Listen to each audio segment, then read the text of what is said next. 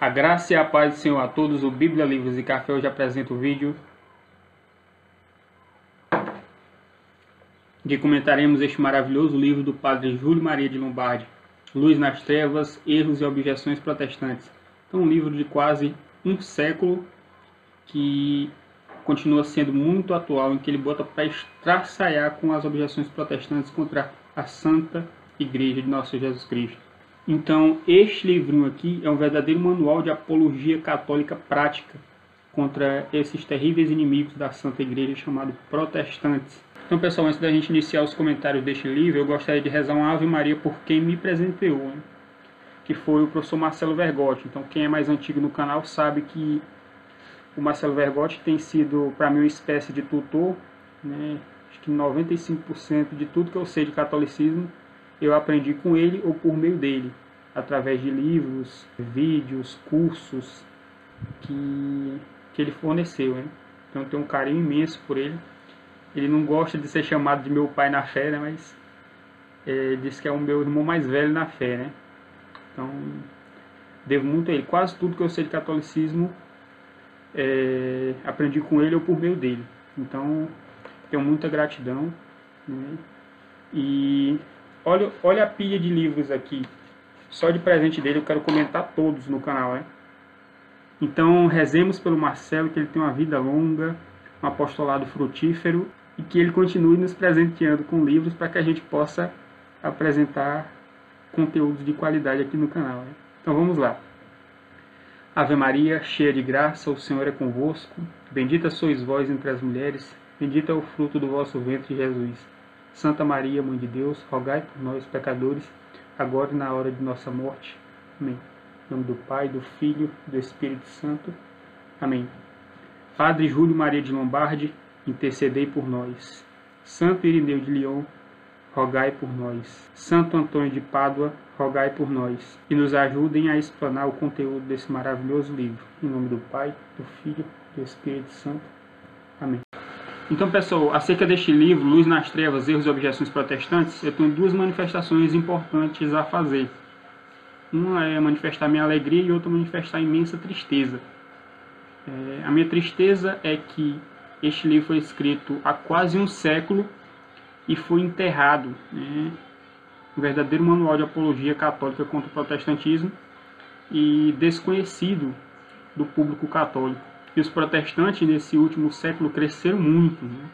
Se a gente tivesse esse livrinho em mãos, né, durante esse século em que ele foi perdido, né, a história seria bem diferente. E a manifestação de alegria é que este livro foi resgatado, isso aqui é uma verdadeira pérola, né? E quero parabenizar a editora Cavalaria Editorial, né, pelo resgate desse precioso tesouro católico, né? Esta é a primeira edição deste livro, editada em setembro de 2019. Então, quase um século que este livro ficou inacessível para nós católicos. Ele diz o seguinte: durante as festas marianas de 1928, nós já estamos em 2021, né? Quase 100 anos. Durante as festas marianas de 1928, os protestantes distribuíram um desafio, exigindo, nota-se bem, não era pedindo, era exigindo um texto da Bíblia que provasse diversas verdades professadas pelos católicos e negadas por eles. Tem um texto da página 92 deste livro que é perfeito para descrever o que são os protestantes.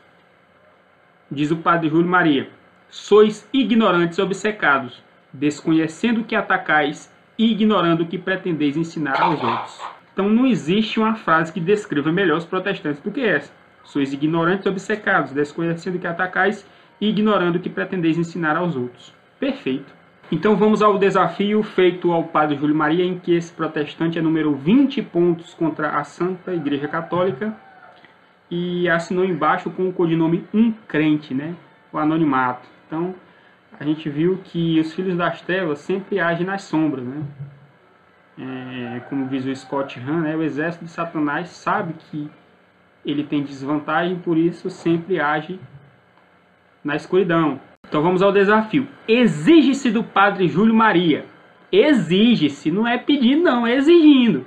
Veja só a pretensão do filho de Satanás, né? Um texto da Escritura provando que devemos orar à Virgem Maria. 2. Um texto da Bíblia que prove que Maria foi concebida sem pecado. 3. Um texto da Escritura que prove que São Pedro não tinha esposa. 4. Um texto da Escritura que prove que os ministros de Deus não devem se casar. 5. Um texto da Escritura que prove que São Pedro foi bispo de Roma. 6.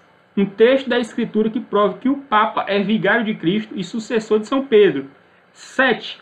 Um texto da Escritura que prove que os padres podem perdoar pecados. 8.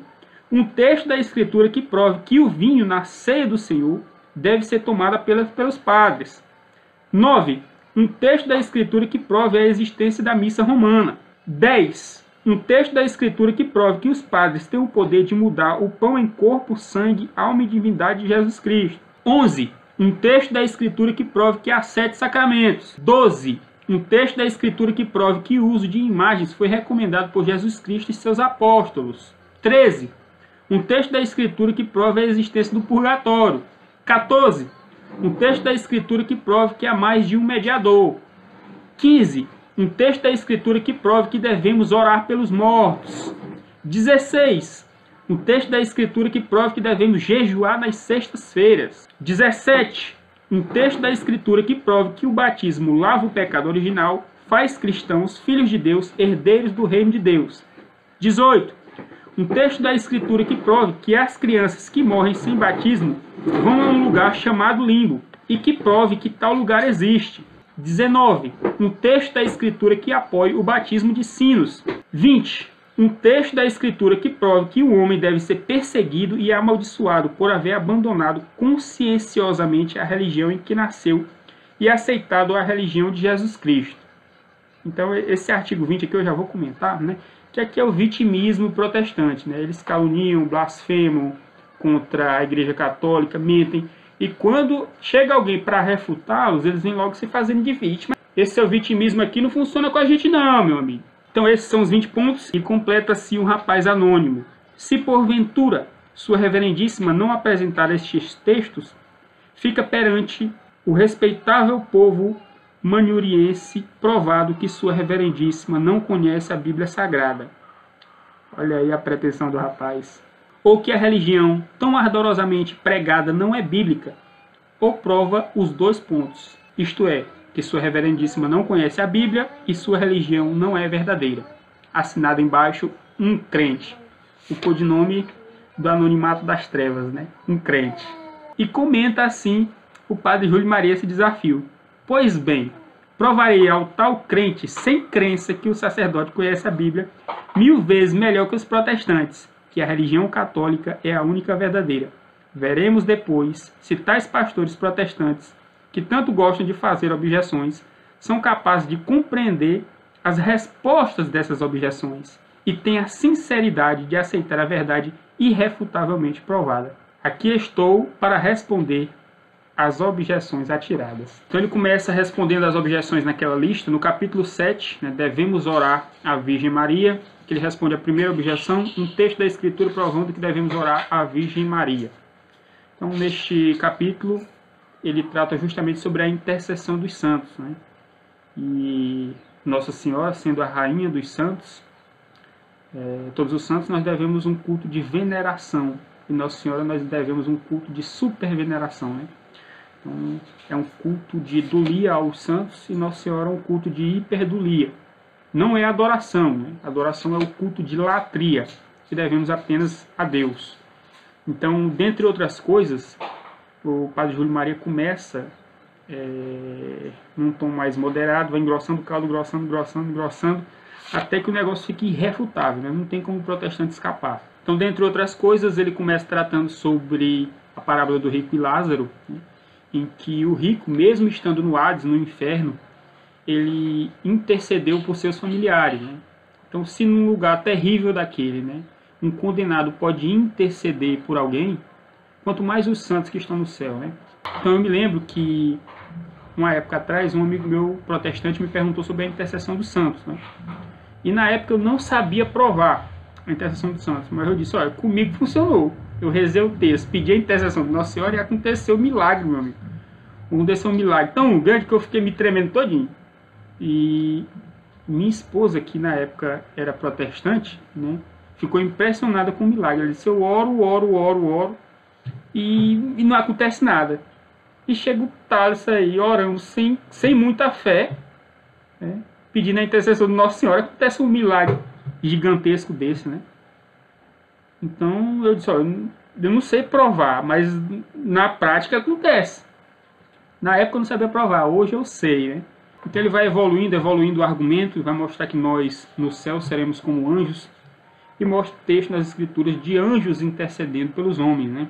Então, se os anjos, que sempre foram seres espirituais, podem interceder por nós, quanto mais os santos, que participaram da fragilidade humana, né? Foram sujeitos às mesmas paixões que nós, então sabem das nossas fraquezas e podem, melhor do que os anjos, interceder por nós, porque entendem mais dessa fragilidade do que os anjos. Então, pessoal, se vocês ainda quiserem um complemento sobre a intercessão dos santos, né, quem tiver esse livrinho aqui, das meditações de São Tomás de Aquino para o Tempo Comum, leia a meditação de 4 de novembro, que é a invocação dos santos, e a meditação de 5 de novembro, que é a intercessão dos santos ante a Deus em nosso favor.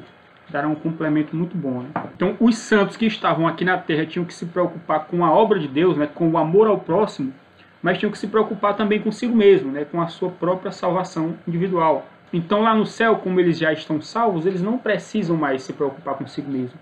Podem exercer o grande ofício de amor que é orar por nós, nos auxiliar em oração diante de Deus.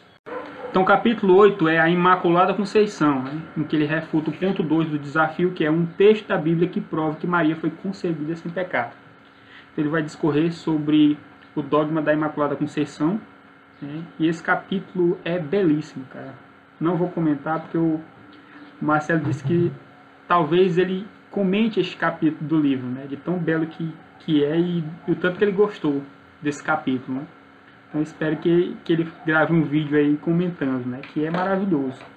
E nesse capítulo 8 ele ainda coloca um bônus, né. Ele diz, mesmo que a virgindade perpétua de Maria não esteja enumerada nos 20 pontos do desafio, mas ele diz que mesmo assim iria falar. Então ele fala aqui no tópico 11 em diante do capítulo 8, né, sobre a virgindade perpétua de Nossa Senhora, né, genealogia de Jesus, sobre os supostos irmãos de Jesus, né. Então não esqueçam, pessoal, Maria foi sempre virgem, né, antes, durante e depois do parto. Ah, mas como é que nosso Senhor Jesus Cristo nasceu e Maria continuou virgem, né, com o ímen?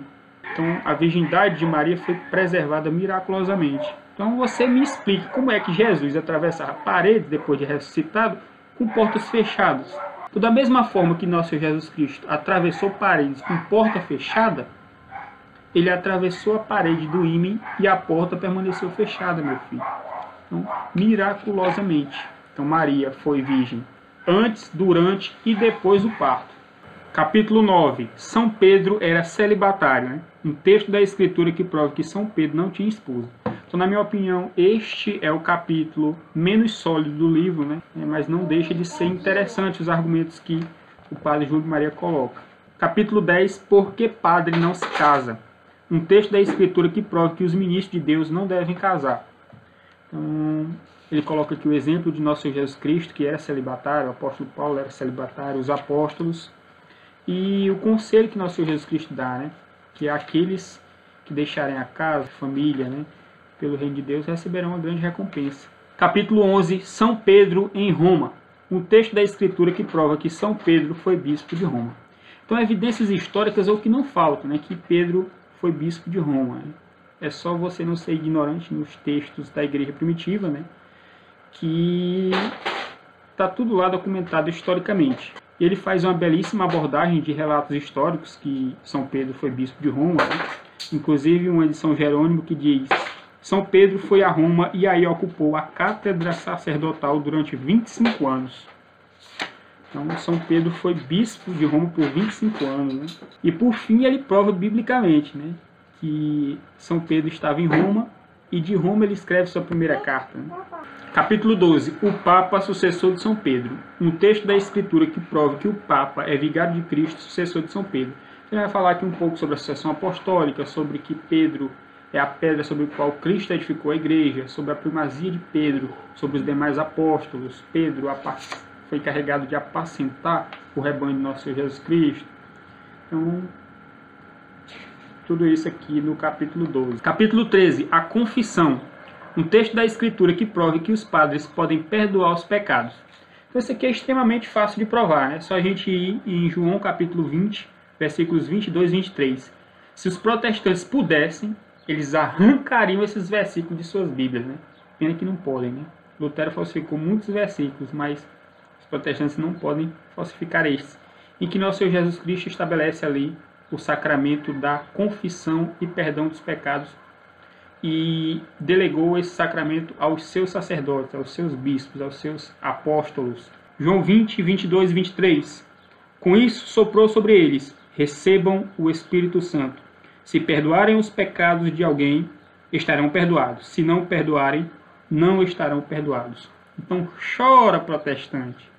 Não está aqui, meu amigo, provado biblicamente. O Marcelo enviou para nós, para a gente sorrir, um vídeo de um pastor que supostamente refutava biblicamente o sacramento da confissão católica, né? Em que ele cita o episódio da cura de um paralítico, né? Em que nosso Senhor Jesus Cristo, antes de curar o paralítico, ele diz: os teus pecados estão perdoados, né? Então os fariseus e os mestres da lei disseram, né? Quem é que pode perdoar os pecados senão Deus, né? Então está em alguns evangelhos. E vou citar aqui o de Lucas 5, versículo 21.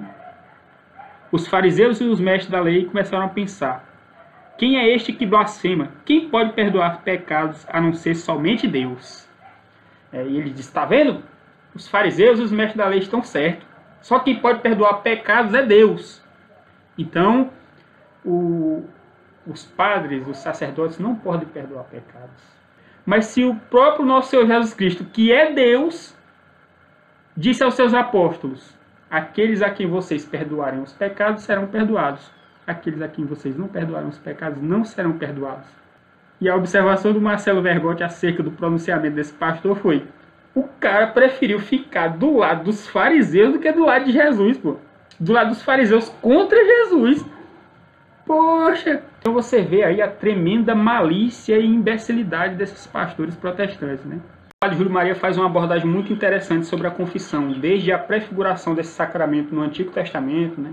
Em João Batista, que o pessoal ia ser batizado e antes de se batizar confessavam os pecados, né? Na igreja primitiva, Atos dos Apóstolos. Então o cara não deixa pedra sobre pedra, né? Que não seja derrubada nesses argumentos protestantes. Capítulo 14, a Eucaristia. Então o padre Júlio Maria coloca 3 pontos daquele desafio aqui, que estão relacionados, e ele responde aos 3 neste único capítulo. Um texto da Escritura que prove que o vinho na ceia do Senhor deve ser tomado apenas pelos padres. Um texto da Escritura que prove a existência da missa romana.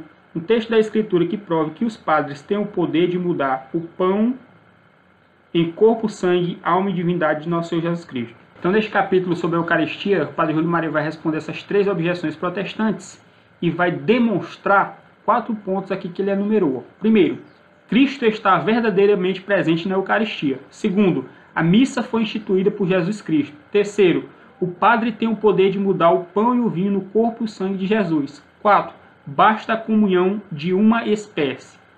Ele vai demonstrar esses 4 pontos aqui neste capítulo. E o que eu acho mais engraçado, para não dizer desastroso, é os protestantes de hoje em dia argumentando contra a transubstanciação eucarística, né? Não, é a presença unicamente simbólica de nosso Senhor Jesus Cristo, e outros, não, é a presença unicamente espiritual, né? Não existe a presença real de nosso Senhor Jesus Cristo na Eucaristia. Eu digo, meu filho, se o próprio Lutero, o pai de vocês, não conseguiu refutar esse ponto, ele era muito mais inteligente que vocês, né? Muito mais malicioso também, foi o maior falsificador da Bíblia. Falsificou milhares e milhares de versículos da Bíblia para tentar jogar as Santas Escrituras contra a Igreja Católica. Só que existe um ponto que Lutero não conseguia refutar, que era justamente a presença real de Cristo na Eucaristia. Por quê? Porque já estava fresco na mente do povo.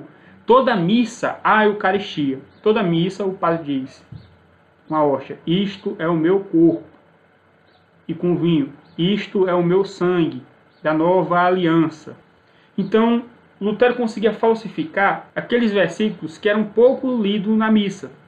Mas aquele versículo que era lido todo dia, que estava fresco na mente dos padres, sacerdotes, monges, do povo, Lutero não conseguiu falsificar. E ele mesmo diz aqui, ó, Padre Júlio Maria coloca algumas correspondências de Lutero que ele escreve de próprio punho.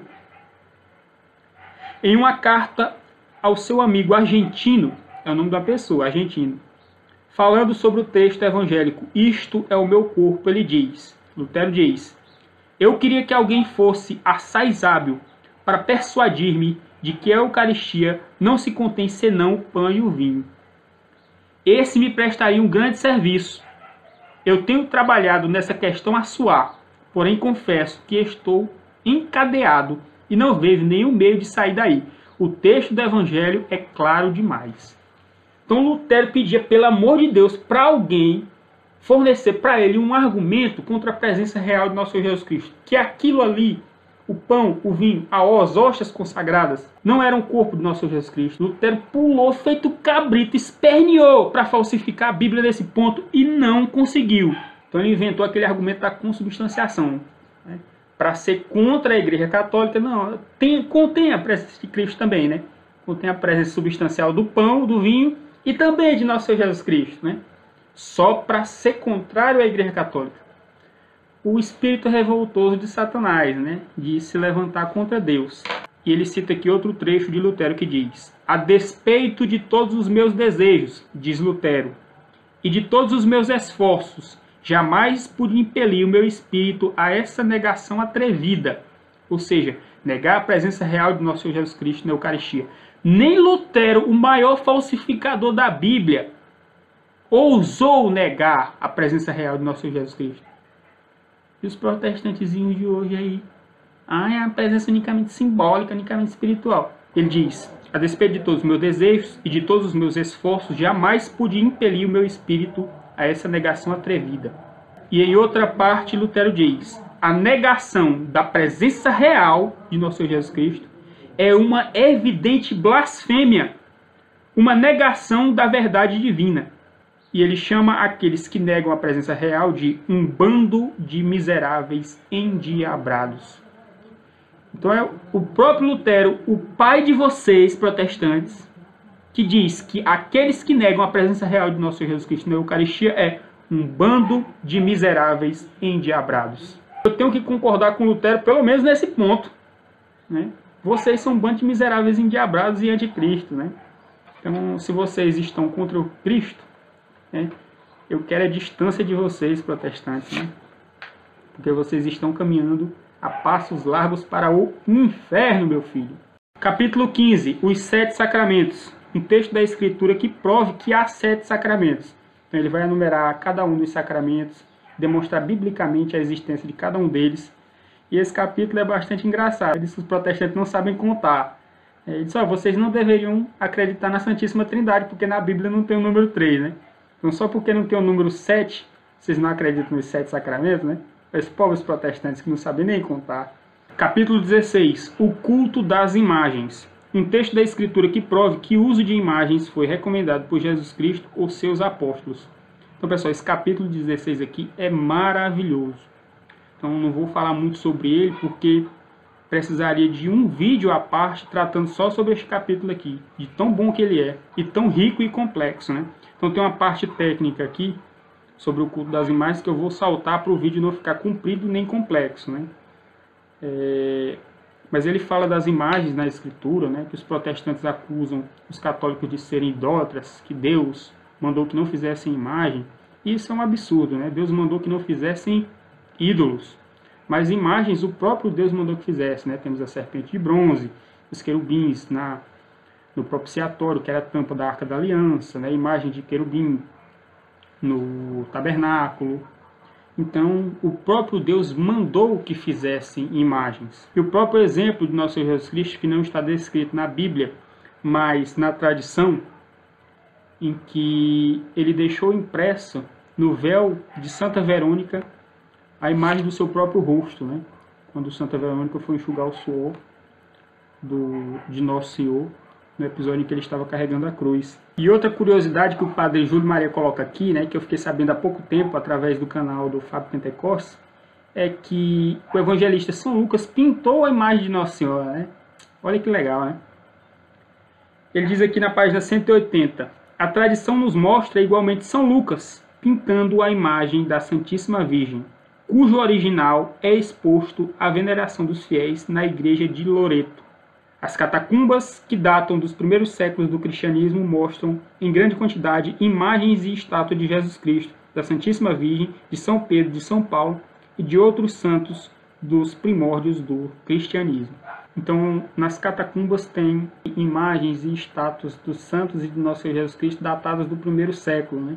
E o próprio evangelista São Lucas pintou a imagem de Nossa Senhora. Então, é verdadeira maravilha isso aí, né? Capítulo 17. O purgatório, o limbo e o culto dos mortos. Este capítulo ele responde a 3 pontos daquele desafio protestante. Um texto da Escritura que prove a existência do purgatório, um texto da Escritura que prove que devemos orar pelos mortos, um texto da Escritura que prove que as crianças que morrem sem batismo vão a um lugar chamado limbo e que prove que tal lugar existe. Então ele vai refutar cada ponto desse aí que não dá para comentar aqui, porque ficaria muito extenso e complexo. Então tem que ser num vídeo à parte. Mas são belíssimos os argumentos dele. Capítulo 18. O único mediador. Um texto da Escritura que prove que há mais de um mediador. Então essa refutação aqui é de um equívoco protestante, né? Acreditar que os católicos afirmam que há mais de um mediador entre Deus e os homens. Não há. O único mediador entre Deus e os homens é nosso Senhor Jesus Cristo, homem. Mas Nossa Senhora é medianeira entre os homens e nosso Senhor Jesus Cristo. Por ser mãe de Deus, ela intercede por nós. E por Cristo ter recebido dela a natureza humana, imaculada, sem pecado, ela se torna medianeira de todas as graças. Capítulo 19. Jejum e abstinência. Um texto da Escritura que prove que devemos jejuar nas sextas-feiras. Então essa objeção aqui é bastante pueril, eu acho que nem é tão relevante para os dias de hoje, né? É aquela velha mania protestante de reclamar de tudo, né? Capítulo 20. O batismo. Um texto da Escritura que prove que o batismo lava o pecado original, faz cristãos, filhos de Deus, herdeiros do reino de Deus. Ele vai fazer um argumento aqui, bastante interessante, provando tudo isso aí, né? Que não é difícil de provar, né? A Bíblia está repleta de textos bastante sólidos para provar isso aí. Capítulo 21. O batismo dos sinos. Um texto da Escritura que apoia o batismo de sinos. Então esse protestantezinho aqui do desafio era tão burro que ele acreditava realmente que os católicos batizavam sino, né? E não, meu amigo, aí era só uma expressão popular que se referia à consagração do sino como utensílio para a obra do Senhor. Ele mostra aqui diversos casos de consagração dos utensílios, né? Do tabernáculo, dos utensílios do tabernáculo. Então é biblicamente comprovado, né? Essa objeção aqui foi apenas um equívoco causado pela ignorância do protestante, né? Ele pensava que batizava realmente um sino como se batizam seres humanos. Capítulo 22. Mudança de religião. Um texto da Escritura que prova que um homem deve ser perseguido e amaldiçoado por haver abandonado conscienciosamente a religião em que nasceu e aceitado a religião de Jesus Cristo. Então, esse último ponto do desafio desse crente anônimo aqui é justamente aquele vitimismo protestante, né? Em que o cara calunia a Santa Igreja de Cristo, blasfema contra a Santa Eucaristia, difama Nossa Senhora, e quando chega alguém para rebatê-lo, quando a gente revida suas calúnias com a verdade, eles vêm exigir respeito. Eu digo, meu amigo, vá para Catarina de Bora que o pariu, meu amigo. Vá para o Lutero que o carregue. Eu não respeito vocês, porque eu não respeito mentiroso. E muito menos quem blasfema contra o nosso Senhor Jesus Cristo na Eucaristia. Se vocês são inimigos de Cristo, são inimigos meus também. E a única coisa que posso fazer por vocês é orar. Como Cristo disse, orai pelos vossos inimigos.